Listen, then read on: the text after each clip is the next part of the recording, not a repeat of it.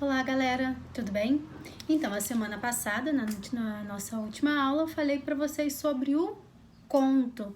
E aí, eu deixei de atividade os exercícios do assunto 7 da nossa apostila, que vem sobre o tema Tendências na Literatura Segunda Metade do Século XX. E nós vimos na aula anterior que uma das tendências da literatura moderna era a contação de histórias, por meio de conto. E a gente não estava falando de um conto comum, do conto popular, daqueles contos de antigamente. A gente está falando de um conto moderno, de uma nova maneira de falar sobre esse gênero, ou de uma nova maneira de construir essa narrativa. Com base nisso, ainda falando sobre conto, pedi que vocês realizassem as atividades da página 50. São 3 exercícios bem rapidinhos que dizem assim, ó. O primeiro, leia o texto abaixo para responder ao que se pede. Mostre que sua memória é melhor do que a de computador e guarde essa condição. Ao circularem socialmente, os textos realizam-se como práticas de linguagem, assumindo funções específicas, formais e de conteúdo. Considerando o contexto em que circula o texto publicitário, seu objetivo básico é... Desculpem. Qual é o objetivo básico do texto publicitário? Bom, o texto publicitário tem por objetivo primário influenciar o comportamento do leitor por meio de apelos que visam a adesão ao consumo. Então, assim, a gente está falando de textos publicitários, ou seja, de propagandas. E as propagandas têm esse objetivo, apelar para que os leitores comprem o produto, não é? Então, a resposta correta da número 1 é a letra B, de Brasil, ok? Número 2. Partindo do pressuposto de que um texto estrutura-se a partir de características gerais de um determinado gênero, identifique os gêneros descritos a seguir. 1. Tem como principal característica transmitir a opinião de pessoas de destaque sobre algum assunto de interesse. Algumas revistas têm uma seção dedicada a esse gênero. 2. Caracteriza-se por apresentar um trabalho voltado para o estudo da linguagem, fazendo de maneira particular, refletindo o momento, a vida dos homens através de figuras que possibilitam a criação de imagens. 3. Gênero que apresenta uma narrativa informal ligada à vida cotidiana. Apresenta certa dose de lirismo e sua principal característica é a brevidade. 4.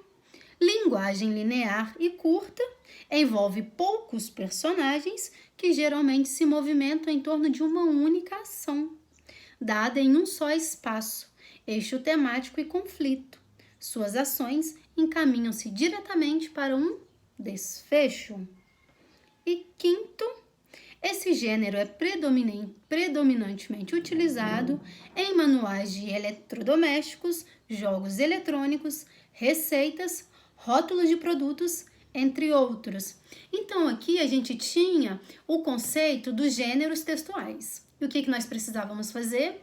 Nós precisávamos marcar a opção que correspondia a esses conceitos. Então, o texto 1, a opção 1, ela marca que gênero textual? Ela marca a entrevista, tá bom? O ponto 2 tá falando da poesia, que é esse trabalho voltado para a linguagem, para as emoções, para o lirismo, essas coisas. O texto 3, quando fala gênero que apresenta uma narrativa informal ligada à vida cotidiana, tá falando da crônica, certo? 4. Um texto linear, uma narrativa curta, rápida, com poucos personagens, refere-se ao conto. E, por fim, esses manuais referem-se ao texto instrucional. Então, com base nisso, a resposta correta da número 2 é a letra C de coração. Ou seja, os gêneros textuais já haviam sido conceituados, vocês só precisavam falar o nome de cada texto que estava conceituado anteriormente, tá bom? 3. Leia o texto abaixo. Câncer, 21/6 a 21/7. O eclipse em seu signo vai desencadear mudanças na sua autoestima e no seu modo de agir. O corpo indicará onde você falha. Se anda engolindo sapos, a área gástrica se ressentirá. O que ficou guardado virá à tona, pois este novo ciclo exige uma desintoxicação. Seja comedida em suas ações, já que precisará de energia para se recompor. A preocupação com a família e a comunicação entre os irmãos trava. Lembre-se, palavra preciosa é a palavra dita na hora certa. Isso ajuda também na vida amorosa, que será testada. Melhor conter as expectativas e ter calma, avaliando as próprias carências de modo maduro. Sentirá vontade de olhar além das questões materiais. Sua confiança virá da intimidade com os assuntos da alma. Revista Cláudia. Coisa de horóscopo. O reconhecimento dos diferentes gêneros textuais, o seu contexto de uso, sua função específica, seu objetivo comunicativo e seu formato mais comum relacionam-se com os conhecimentos construídos socioculturalmente. A análise dos elementos constitutivos desse texto demonstra que a função é óbvia. Aconselhar sobre amor, família, saúde e trabalho. Afinal, a gente está falando de um horóscopo. Ele não tem outra função a não ser isso. Aconselhar. Né? Bom, aí vocês talvez se perguntem, gente, mas por que colocou um texto de horóscopo na apostila se a gente está falando de tendências da literatura na segunda metade do século? Porque a gente está falando de um momento da literatura ou de um período da literatura em que toda a arte está sendo reinventada. Toda maneira de fazer arte está passando por transformação.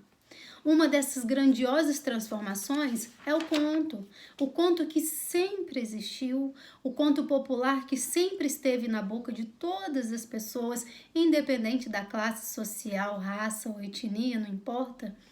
Ele passa por alterações também, ele passa por mudanças também, e ele assume um papel fundamental na literatura.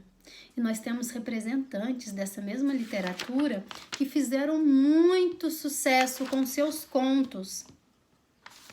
Um desses representantes é o Guimarães Rosa. Quem foi esse homem? Quem foi Guimarães Rosa? Bom, Guimarães Rosa foi um jovem que nasceu em Cordisburgo, uma cidade de Minas Gerais, em 1908. É muito importante a gente atentar às datas. Ele era uma pessoa autodidata, então ele aprendia as coisas sozinho, ele não precisava de auxílio, ele tinha um nível intelectual muito elevado. Aos 7 anos ele já aprendia outras línguas, outros idiomas sozinho. Como ele conseguia literaturas ou textos em outros idiomas para ele poder aprender outras línguas? Bom, ele ia para a estação de trem que tinha na cidade dele e aí ele ficava ali como uma criança pequena de 7 anos. Ele pegava o que os turistas deixavam, ou ele conversava com os turistas e através dessa comunicação ele ia aprimorando a sua linguagem, e ele sempre teve um interesse muito grande em aprender outras línguas. Então, ele se dedicou bastante tempo da sua vida em aprender outros idiomas. E essa dedicação foi muito importante para ele, por quê? Porque ele, ao longo do tempo, ele se formou e tal, aí se matriculou numa faculdade de medicina, onde ele deve ter cursado brilhantemente, já que ele era um autodidata, então, né, imagina-se. Logo depois, ele se formou em 1930, logo depois ele se casou com a Lígia Cabal Prena, que só Lígia Cabral Pena, uma mulher que tinha apenas 16 anos, com quem ele teve 2 filhas, e o casamento dele durou pouco. Logo, ele passou a exercer a profissão de médico, então ele clinicou, ele exerceu essa função de médico. Depois ele evoluiu, ele fez carreira na diplomacia, ele se tornou um diplomata, ele viajou por vários países. Então foi muito importante para ele conhecer outros idiomas, porque na função de diplomata ele falava, ele tinha encontros com pessoas de outros países e ele precisava conversar com essas pessoas, né? Ele conseguia desenvolver essa conversação. Além disso, ele também foi promovido lá em 1958 a ministro de primeira classe, um cargo correspondente a embaixador. É como se ele fosse um embaixador brasileiro, né? Tinha até licença para matar. Não sei se na época tinha. Mas ele assumiu cargos de muito destaque na sociedade, né? E ele ficou conhecido pela sua simplicidade. Apesar de ser um médico de alta estima, de alto prestígio, depois se tornar um embaixador também de alto prestígio, ele ainda assim se concentrava na simplicidade, ele tinha um jeitinho singular de ser, uma pessoa muito humilde, não esqueceu suas raízes mineiras, ele sempre voltava ali. Porém, à medida que a literatura foi se avançando, e nesse tempo todo, enquanto exercia medicina, aprendia novas línguas, exercia função como embaixador também, ele nunca deixou de lado o gosto que ele tinha pela leitura e pela escrita. Sempre foi uma pessoa que gostou muito de ler e de escrever. Logo, suas obras se tornaram conhecidas, logo os seus textos ganharam destaque. E a gente está falando de um momento da sociedade brasileira em que a literatura está em busca de novidade. A literatura está propondo novos olhares, novas perspectivas. E aí, Graciliano, estou com ele na cabeça porque eu dei uma aula sobre ele. Guimarães Rosa, na sua simplicidade, ele tem um momento da vida que ele serve como médico. E aí ele passa no concurso público, e aí ele foi transferido para a cidade de Barbacena, onde ele morou um tempo. Aí ele é um médico do 9º Batalhão de Infantaria, então ele tem muito contato com o pessoal da infantaria, com o pessoal do exército, ele participa de grandes batalhas, e ele percebe, ele conhece como era a luta dos nordestinos, uma região muito sofrida do nosso país. E o Guimarães Rosa, ele meio que se apaixona por essa realidade, pela realidade nordestina. E ele se apresenta ali na terceira fase do modernismo, sabe? No momento em que o modernismo já tinha se instalado no Brasil, esse movimento já tinha ganhado destaque, já tinha ganhado seu lugar. E ele é conhecido por escrever, especialmente concentrar-se na escrita regionalista. O que é essa escrita regionalista? É uma escrita que ela tem por objetivo mostrar a cultura de uma determinada região. E ele se concentrou, como eu já disse, na região nordestina. Então ele mostrava como que eram as chagas do nordestino, os sofrimentos, as dificuldades da vida, das vidas dos nordestinos. E como que ele fazia isso? Ele se apropriou da linguagem, né? Porque a gente sabe que em cada região do país, a língua brasileira, né, a língua portuguesa, Ariano Suassuna falou isso, e tem um outro escritor que falou, que eu não lembro quem também, que o português brasileiro é um português com várias línguas. Por quê? Porque se formos a São Paulo, no Rio de Janeiro, no norte do país, no sul do país, em cada lugar vai haver um estilo linguístico diferente um do outro. E essa diferença, essa variedade linguística, também conhecida como regionalismo, ela marca muito a cultura daquele povo, a cultura daquela região. E o Guimarães Rosa, ele se apropria dessa linguagem, e ele, com todo o conhecimento, com toda a vivência que ele tem, ele consegue, com muita clareza, com muita sensibilidade, transcrever a cultura nordestina em suas obras. E as suas obras se concentravam tanto em textos em prosa quanto em textos em versos. Qual a diferença de um para o outro? Já expliquei para vocês, texto em versos são os nossos conhecidos poemas, né? São aqueles textos que têm os versos quebrados, eles não obedecem de uma margem à outra. Texto em prosa são os nossos livros, os nossos romances, os nossos dramas, os nossos suspenses, são aquelas obras que são escritas que na margem ela obedece de uma extremidade à outra, tá bom? E o Guimarães Rosa, ele tem essa facilidade de passear por esses dois campos. Ele faz tanto a poesia quanto o texto em prosa. Ele faz tanto o conto quanto um livro inteiro. Qual a grande diferença entre um conto para um romance? Bom, um conto a gente já sabe que é aquele gênero narrativo que é conhecido pelo fato de ser uma narrativa mais curta, rápida, breve, geralmente gira em torno de uma ação só, pouquíssimos personagens, dificilmente há mudança de cenário no conto, porque a narrativa é tão curta, rápida, que não tem como ficar tramitando entre um espaço e outro.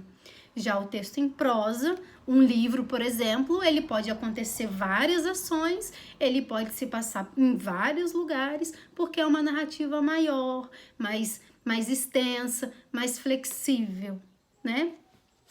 E o Guimarães Rosa, ele fica muito, muito, muito conhecido, a particularidade dele é a revolução linguística, que é uma característica do modernismo. O modernismo chega na literatura com o objetivo de falar assim: gente, vamos dar liberdade para o povo falar como o povo quiser. Por que tem que obedecer a gramática exatamente como ela é? Por que se eu for nordestino, eu não posso colocar expressões do nordestino no meu texto? Por que se eu sou mineira, eu não posso, por exemplo, colocar o ai nos meus textos, já que aqui em Minas, no meu regionalismo, a gente fala o ai o tempo todo? Então, essa quebra gramatical, essa desconstrução gramatical é uma característica do modernismo. E o Guimarães Rosa pertence à terceira fase do modernismo. Então, ele revoluciona a gramática. Ele cria uma nova linguagem. Ao mesmo tempo que ele quer apropriar-se do dialeto nordestino, ele cria palavras, tanto que tinha várias pessoas, vários artistas da época que falavam de Guimarães Rosa e dizia assim: ele tinha uma língua particular, ele tinha uma linguagem pública, uma linguagem singular.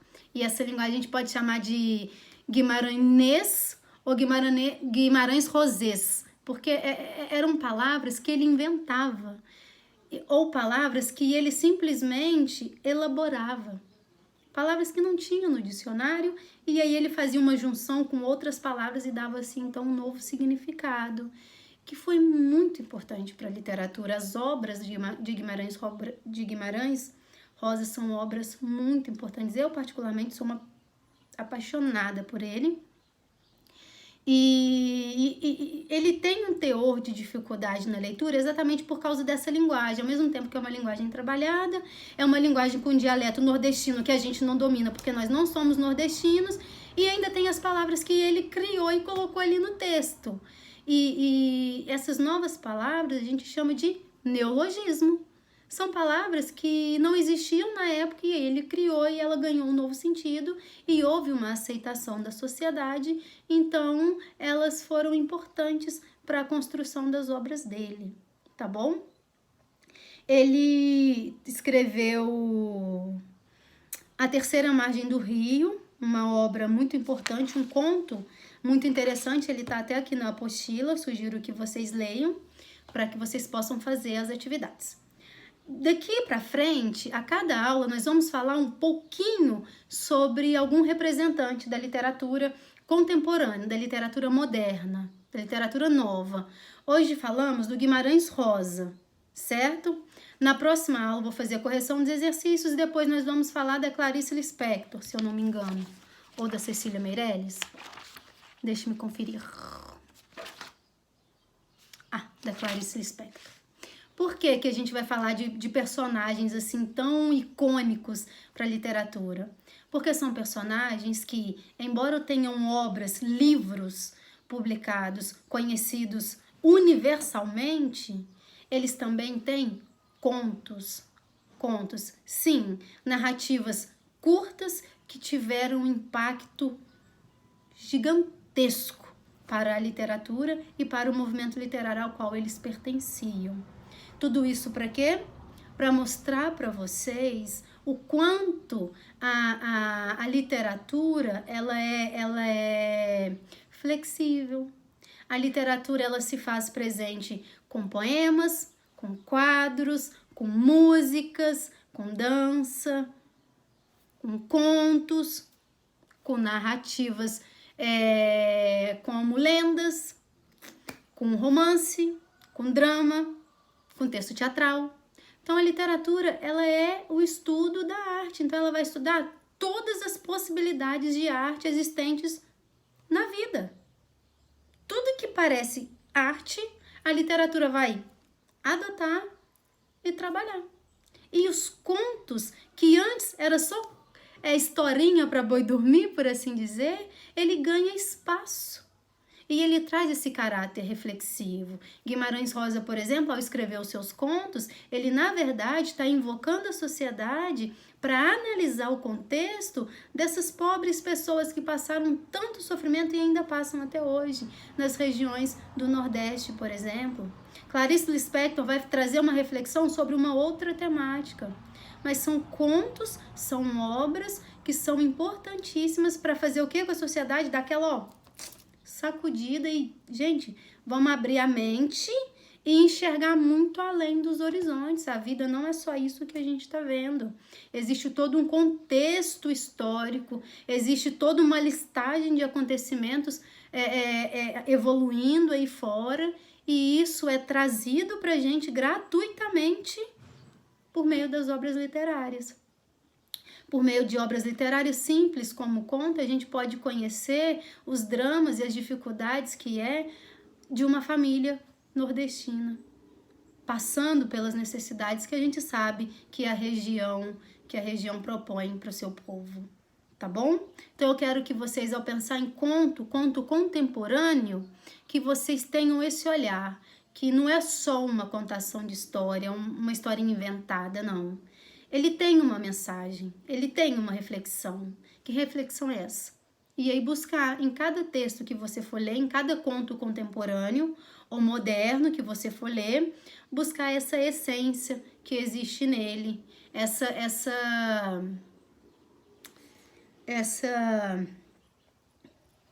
dica, tá bom? Então, dito isso, por gentileza, façam os exercícios das páginas 56 a 60. São 15 exercícios. Não sei se vai dar tempo de corrigir tudo não, mas façam. Lá do assunto 8, tá bom? Do Guimarães Rosa. Se vocês quiserem, eu posso mandar para vocês um link de um... Como se chama? Eu assisti hoje, agora há pouco. De um documentário falando sobre a vida do Guimarães Rosa. Tudo que vocês precisam saber sobre ele tá detalhado aqui na apostila de vocês, ó. No assunto 8. Mas se vocês quiserem aprender isso de uma maneira mais lúdica, tem um link no YouTube que eu posso compartilhar para vocês assistirem caso queiram, tá bom? No mais é isso. Beijos de luz, se cuidem e qualquer dúvida, sabem como e onde me encontrar. Tchau, tchau.